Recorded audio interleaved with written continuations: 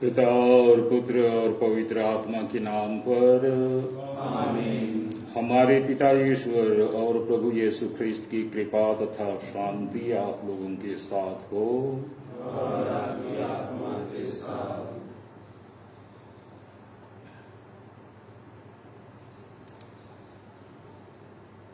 बलिदान एक ऐसा सशक्त माध्यम है जिसके द्वारा भक्त का ईश्वर के साथ सीधा संबंध स्थापित होता है, ऐसा माना गया है।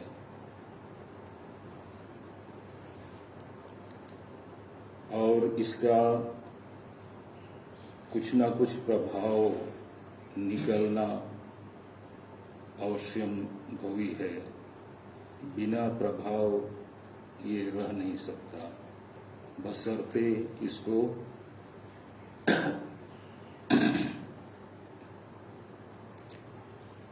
प्रिस्क्राइब्ड निर्धारित विधि अनुसार और तैयारी के साथ चढ़ाना चाहिए। आइए हम प्रार्थना करें कि हमारा यूखरिस्तीय बलिदान में सहभागी होना निरर्थक ना हो,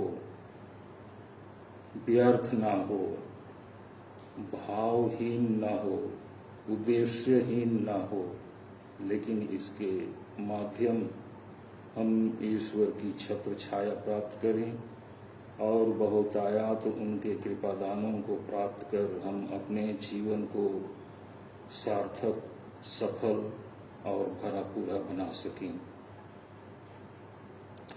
भाइयों बहनों, हम अपने पापों को स्वीकार करें ताकि हम यह पवित्र बलि चढ़ाने के योग्य बन जाएं।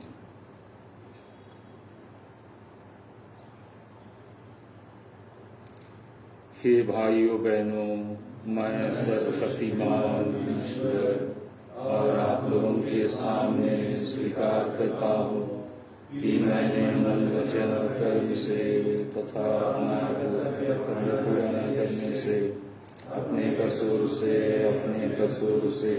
अपने भारी कसूर से और पाप किया है।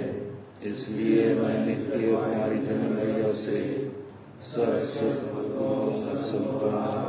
से हे भाइयों बहनों, विनती करता हूँ कि आप लोग मेरे लिए प्रभु ईश्वर से प्रार्थना करें। सर्वशक्तिमान ईश्वर हम लोगों पर दया करे और हमारे पाप क्षमा कर हमें अनंत जीवन प्रदान करे। आमीन।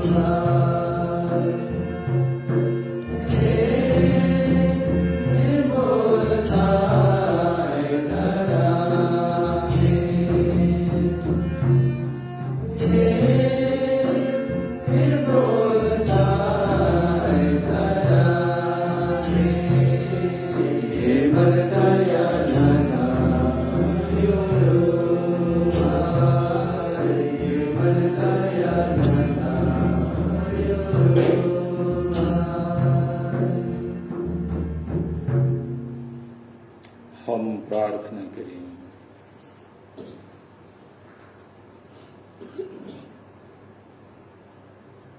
हे ईश्वर, तेरी कृपा से हम तेरे दत्तक पुत्र पुत्रियां बनकर ज्योति की संतान कहलाते हैं। ऐसी कृपा कर कि हम भ्रम के अंधकार में ना पड़ें, बल्कि सदा सत्य की ज्योति में निवास करें। हम यह प्रार्थना करते हैं अपने प्रभु तेरे पुत्र यीशु ख्रीस्त के द्वारा, जो तेरे तथा पवित्र आत्मा के संग एक ईश्वर होकर युगानुयुग जीते और राज्य करते हैं। आमीन।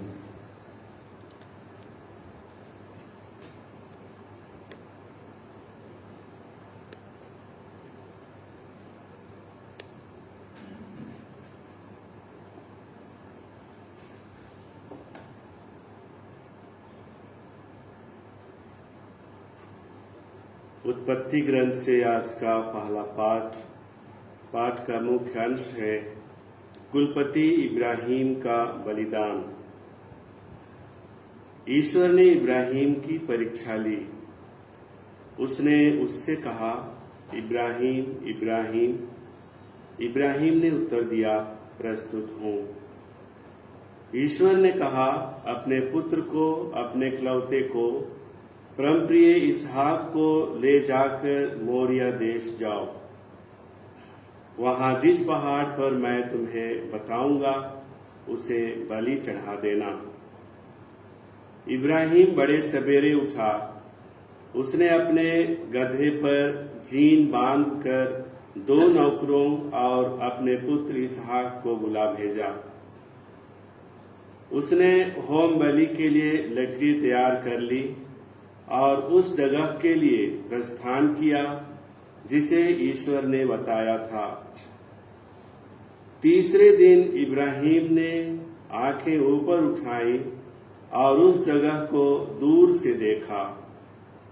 इब्राहिम ने अपने नौकरों से कहा, तुम लोग गधे के साथ यहाँ ठहरो, मैं लड़के के साथ वहां जाऊंगा।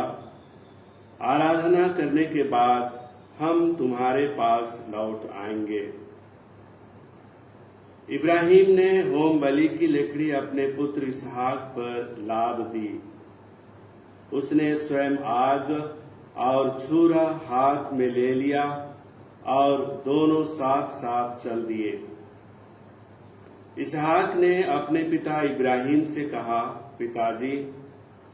उसने उत्तर दिया, बेटा क्या बात है? उसने उत्तर दिया, देखिए, आग और लकड़ी तो हमारे पास है, किंतु होम का मेमना कहाँ है? इब्राहिम ने उत्तर दिया, बेटा, ईश्वर होम के मेमने का प्रबंध कर देगा। और वे दोनों साथ साथ आगे बढ़े। जब वे उस जगह पहुंच गए जिसे ईश्वर ने बताया था, तो इब्राहिम ने वहां एक वेदी बना ली और उस पर लकड़ी सजाई। इसके बाद उसने अपने पुत्र इसहाक को बांधा और उसे वेदी के ऊपर रख दिया। तब इब्राहिम ने अपने पुत्र को बलि चढ़ाने के लिए हाथ बढ़ाकर छुरा उठा लिया, किंतु प्रभु का दूत स्वर्ग से उसे पुकार कर बोला, इब्राहिम, इब्राहिम। उसने उत्तर दिया, प्रस्तुत हूं। दूत ने कहा, बालक पर हाथ नहीं उठाना, उसे कोई हानि नहीं पहुंचाना। अब मैं जान गया कि तुम ईश्वर पर श्रद्धा रखते हो। तुमने मुझे अपने इकलौते पुत्र को भी देने से इनकार नहीं किया। इब्राहिम ने आंखें ऊपर उठाई और सींगों से झाड़ी में फंसे हुए एक मेढ़े को देखा। इब्राहिम ने जाकर मेढ़े को पकड़ लिया और उसे अपने पुत्र के बदले बलि चढ़ा दिया। इब्राहिम ने उस जगह का नाम प्रभु का प्रबंध रखा।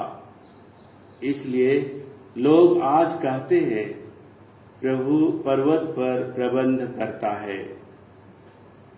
ईश्वर का दूत इब्राहिम को दूसरी बार पुकार कर बोला, यह प्रभु की वाणी है, मैं शपथ खाकर कहता हूं, तुमने यह काम किया।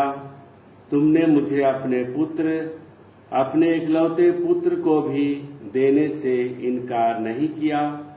इसलिए मैं तुम पर आशीष बरसाता रहूंगा। मैं आकाश के तारों और समुद्र के बालू की तरह तुम्हारे वंशजों को असंख्य बना दूंगा और वे अपने शत्रुओं के नगरों पर अधिकार कर लेंगे। तुमने मेरी आज्ञा का पालन किया है, इसलिए तुम्हारे वंश के द्वारा पृथ्वी के सभी राष्ट्रों का कल्याण होगा। इब्राहिम अपने नौकरों के पास लौटे। वे सब बेरसेबा चले गए और इब्राहिम वहां रहने लगे। यह प्रभु की वाणी। भजन अनुवाक्या। मैं जीवितों के देश में प्रभु के सामने चलता रहूंगा। मैं जीवितों के देश में प्रभु के सामने चलता रहूंगा।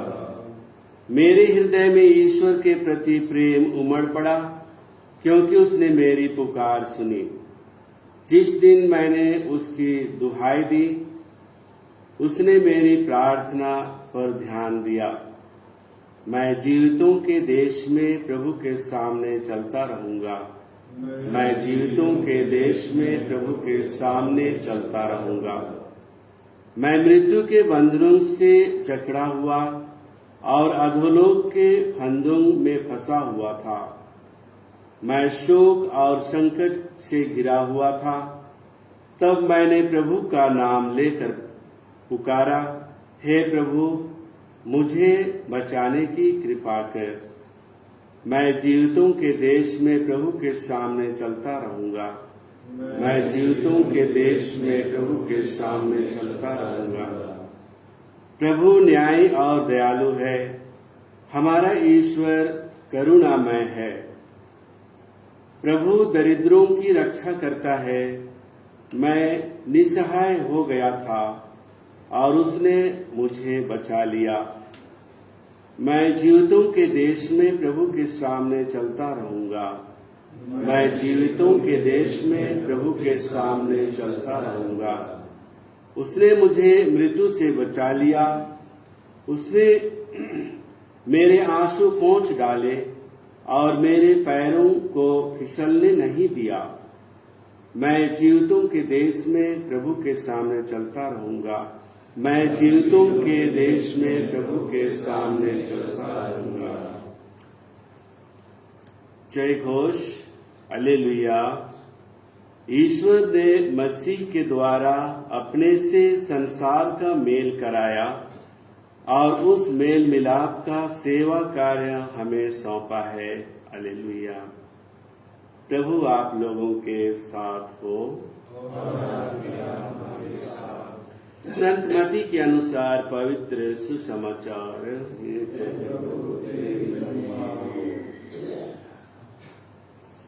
यीशु नाव पर बैठ गए और समुद्र पार कर अपने नगर आए। उस समय कुछ लोग खाट पर पड़े हुए एक अर्धांग रोगी को उसके पास ले आए। उनका विश्वास देखकर यीशु ने अर्धांग रोगी से कहा, बेटा ढाढ़स रखो, तुम्हारे पाप क्षमा हो गए हैं। कुछ शास्त्री मन ही मन सोचने लगे, यह ईश निंदा कर रहा है। उनके ये विचार जानकर यीशु ने कहा, तुम लोग अपने मन में बुरे विचार क्यों लाते हो? अधिक सहज क्या है, यह कहना तुम्हारे पाप क्षमा हो गए हैं, अथवा यह कहना उठो और चलो फिरो? किंतु इसीलिए कि तुम लोग यह जान लो कि मानव पुत्र को पृथ्वी पर पाप क्षमा करने का अधिकार मिला है। तब वह अर्धांग रोगी से बोले, उठो और अपनी खाट उठाकर घर जाओ। और वह उठकर अपने घर चला गया। यह देखकर लोगों पर भय छा गया और वे ईश्वर की स्तुति करने लगे, जिसने मनुष्यों को ऐसा अधिकार प्रदान किया है। यह प्रभु का सुसमाचार। स्तुति हो।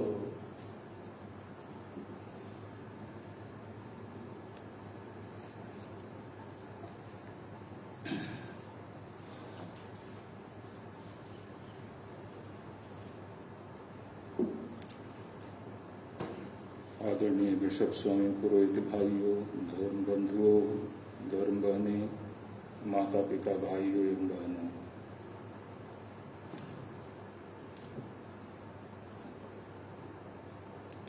कुरु सृष्टि की कथा में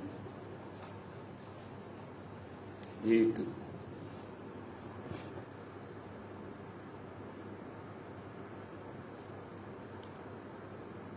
कुरु सृष्टि की कथा में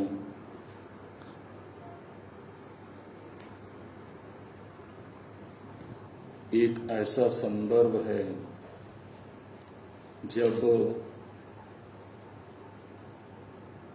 आग के द्वारा सारी सृष्टि, जीव जंतु, मानव को नष्ट करने के बाद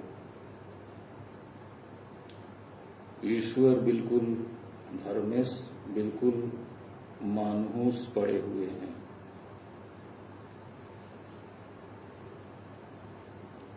रेंग रेंग, किसी भी काम बात में उनका मन नहीं लग रहा है,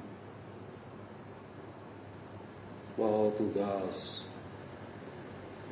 और इस स्थिति को वे व्यक्त करते हैं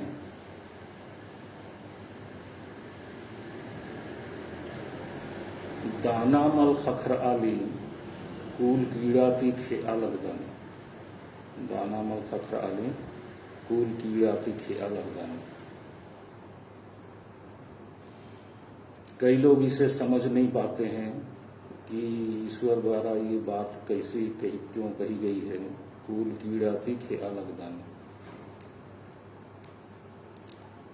जब पृथ्वी पर मानव थे तो वे बलिदान चढ़ाते थे। बलिदान का ईश्वर के साथ कैसे संपर्क स्थापित होता है।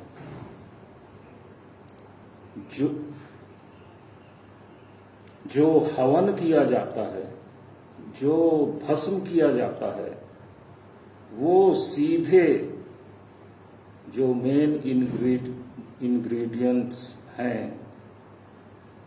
अवयव हैं, वो सीधे स्वर्ग की ओर जिसके लिए चढ़ा रहे हैं उसकी ओर जाते हैं। एक एग्जाम्पल उदाहरण है, साधारणतः पूजा में कुछ हवन चढ़ाए जाते हैं, धूप चढ़ाया जाता है। वो धूप धुआं सीधे ऊपर की ओर जाता है, थोड़ा मोड़ा टेढ़ा जाएगा लेकिन उस लास्ट में वो सीधे ऊपर की ओर जाएगा। इसको स्पष्ट करने के लिए और थोड़ा उदाहरण देना चाहूंगा। कुछ लोग सज्जनता के कारण या फुटाने के कारण या कुछ और शारीरिक कंडीशंस, शर्त के कारण इत्र लगाते हैं, इत्र लगाकर चलते हैं। तो जो भी उधर से गुजरेगा या जिसके सामने से आसपास से वह गुजरेगा जो इत्र लगाया है, अनायास ही जो दूसरे लोग हैं उसका गंध पाकर उसकी ओर देखेंगे, आखिर ये आदमी कौन है। उसी तरह से जो हवन करते हैं, जो धूप चढ़ाते हैं, वो सीधे ऊपर जाता है। इसलिए मिश्रा पूजा में भी धूप चढ़ाने की प्रथा है। इसे लगभग 3 बार कम से कम मिश्रा के आरंभ में या 4-5 बार, इसे सुसमाचार पढ़ते समय और चढ़ावे के समय और फिर करना चाहिए कॉन्सेक्रेशन के समय, धूप देना चाहिए। और ये धूप के साथ जो हम चढ़ा रहे हैं वो ईश्वर की ओर जाता है, सुगंध उसको मिलता है, उससे उसका मन, दिल, पेट भर जाता है और उसको अच्छा लगता है। इब्राहिम का बलिदान हमारे लिए एक बहुत बड़ा उदाहरण है और एक तरह से फोरशैडोइंग है यीशु के बलिदान की ओर, यीशु के बलिदान को लेकर।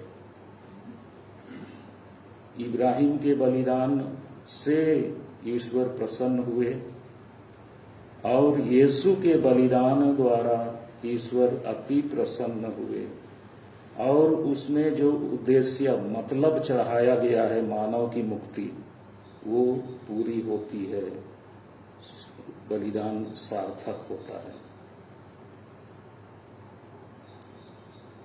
अर्धांगरोगी का जो हवाला दिया गया है, तो ईश्वर की शक्ति इसमें निहित है, ईश्वर की शक्ति। इसलिए जो वहां लोग हैं उनमें भय छा जाता है यह देखकर, दृश्य देखकर।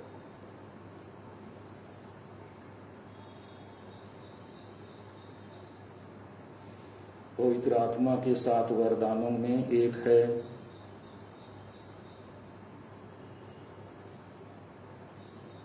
श्रद्धा युक्त भय, रेवरेंशियल फियर। ये सेंस, ये भाव हमारे मन में समय समय पर उठना चाहिए। Reverential fear. स्वर्ग में दूतगण कांपते हुए थर-थर स्थिति में ईश्वर की स्तुति करते हैं, डर से नहीं, आनंद और खुशी के अतिरेक में। वो स्थिति को हमको अनुभव करने का प्रयास करना चाहिए। आइए हम प्रार्थना करें कि हमारे सभी बलिदान सार्थक हों। बलिदान तो एक ही है, लेकिन हम बार बार जब उसमें सहभागी होते हैं, हर बार इसका सकारात्मक परिणाम हमारे जीवन में देखने को मिले।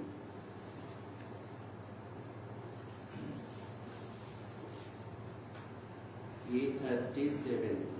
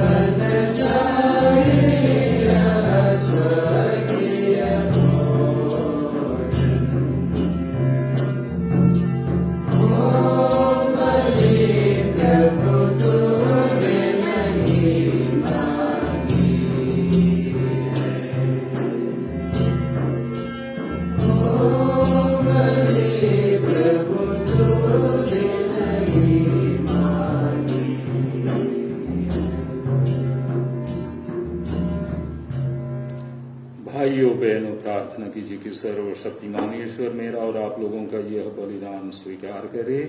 प्रभु अपने नाम की स्तुति के लिए और हमारे तथा अपने समस्त पवित्र से लाभ के लिए आपके हाथों से बलिदान स्वीकार करे। हे ईश्वर, तू अपने संस्कार को फलप्रद बनाता है। हमें यह वर दे कि तेरे प्रति हमारे सेवा कार्य इन पवित्र उपहारों के योग्य बन जाएं। हम यह प्रार्थना करते हैं अपने प्रभु ख्रीस्त के द्वारा, आमीन।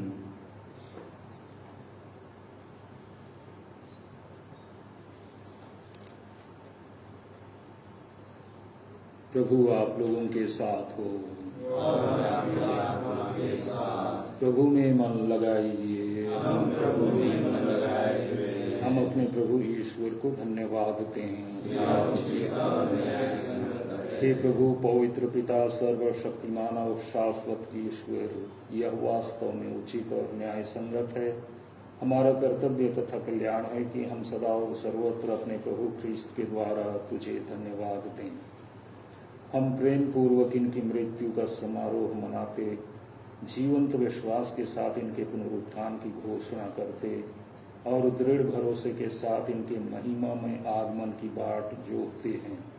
इसलिए स्वर्गदूतों और संतों के साथ मिलकर हम अनंत काल तक तेरी स्तुति करते हैं। पवित्र पवित्र पवित्र प्रभु ईश्वर, स्वर्ग और पृथ्वी तेरी महिमा से परिपूर्ण है।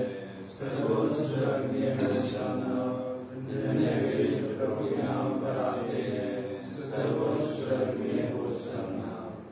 हे प्रभु, तू वास्तव में पवित्र है, सारी पवित्रता का स्रोत है। हम तुझसे प्रार्थना करते हैं, जो इन उपहारों को अपनी आत्मा के संस्पर्श से पवित्र करके हमारे प्रभु यीशु ख्रीस्त के शरीर तथा रक्त बन जाए।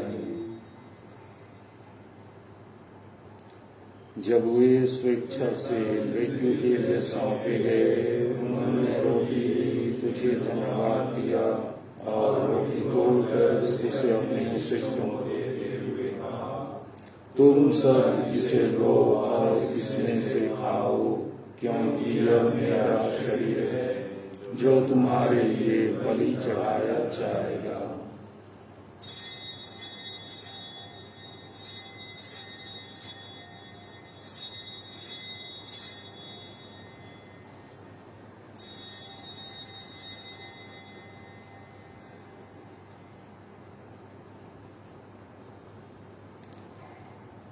इसी भांति भोजन के बाद उन्होंने कटोरा लिया, तुझे धन्यवाद दिया और उसे अपने शिष्यों को देते हुए कहा, तुम सब इसे लो और इसमें से पियो, क्योंकि यह मेरे रक्त का कटोरा है, नवीन और अनंत व्यवस्था अंतर्गत, जो तुम्हारे और बहुतों के पापों की क्षमा के लिए बहाया जाएगा। तुम मेरी स्मृति में यह करो।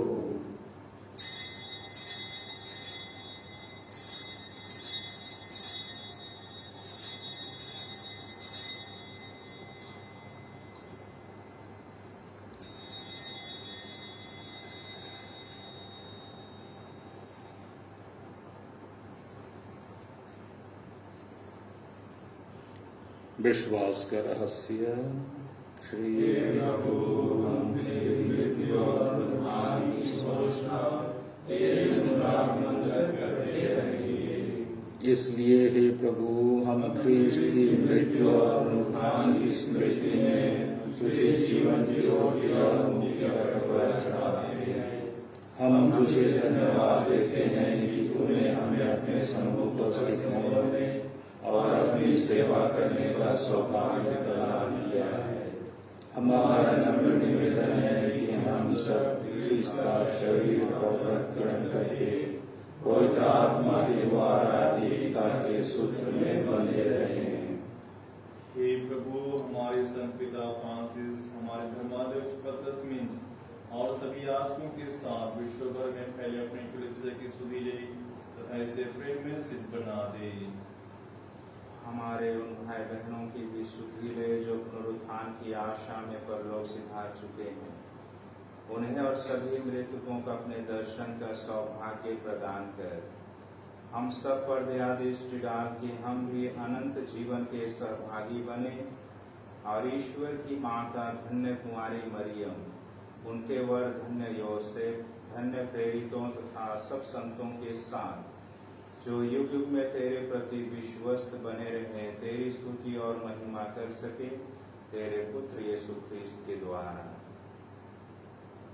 इन्हीं प्रभु ख्रीस्त के द्वारा, इन्हीं के साथ और इन्हीं में हे सर्वशक्तिमान ईश्वर पवित्र आत्मा के साथ सारा गौरव और सम्मान युगानुयुग तेरा ही है।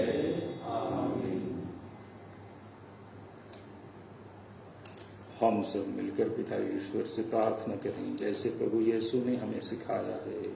हे हमारे पिता, जो स्वर्ग में है, तेरा नाम पवित्र माना जाए, तेरा राज्य आए, तेरी इच्छा जैसे स्वर्ग में वैसे स्थिति पर भी पूरी हो।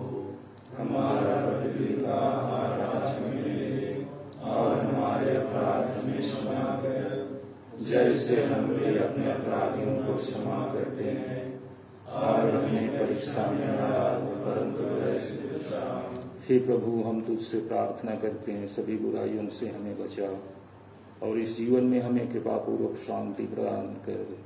हम तेरी दया से सदा पाप से दूर और हर विपत्ति से सुरक्षित रहें और उस दिन की प्रतीक्षा करते रहें जब हमारे मुक्तिदाता यीशु ख्रीस्त फिर आकर हमारी धन्य आशा पूरी करेंगे।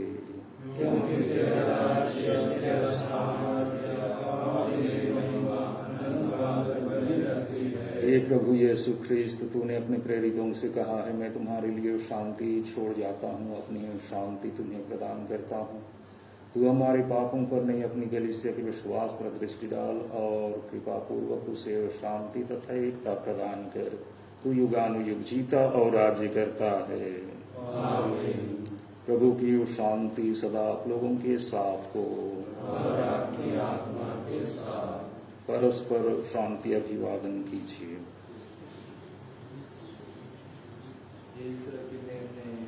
संसार के पाप हर लेता है, हम पर दया कर। हे ईश्वर की प्रेम ने जो संसार के पाप हर लेता है, हम पर दया कर। हे ईश्वर की प्रेम ने जो संसार के पाप हर लेता है, हमें शांति प्रदान कर। देखिए ईश्वर का मेमना, इन्हें देखिए जो संसार के पाप कर लेते हैं। धन्य है वे जो मेमने के भोज में सम्मिलित होने के लिए बुलाए जाते हैं। हे प्रभु, मैं इस योग्य नहीं हूँ कि आप मेरे आए, किंतु एक शब्द कह दीजिए और मेरी आत्मा चंगी हो जाएगी।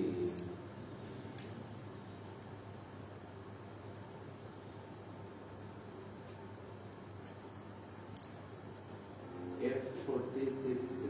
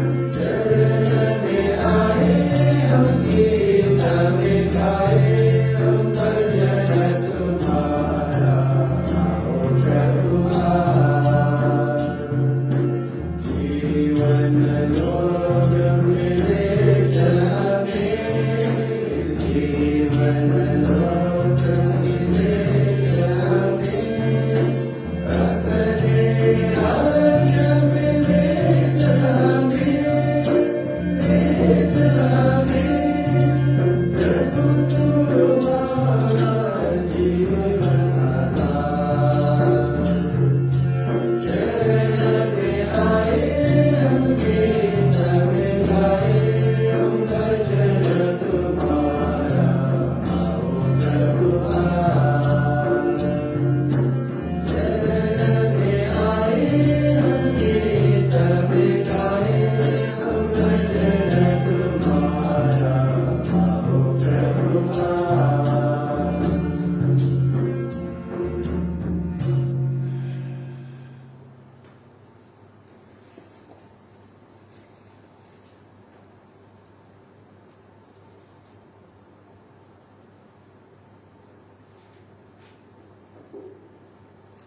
हम प्रार्थना करें। हे प्रभु, जो दिव्य बलि हमने तुझे चढ़ाई है वह हमें पोषित करके जीवन प्रदान करे। हम अटूट प्रेम में तुझसे संयुक्त रहकर जीवन में चिरस्थायी फल उत्पन्न करें। हम यह प्रार्थना करते हैं अपने प्रभु ख्रीस्त के द्वारा। आमीन। प्रभु आप लोगों के साथ हो और आपकी आत्मा के साथ। सर्वशक्तिमान ईश्वर पिता और पुत्र और पवित्र आत्मा आप लोगों को आशीर्वाद प्रदान करें। आमीन। आप लोग विदा लें, मिस्सा संपन्न हुआ। ईश्वर को धन्यवाद। G26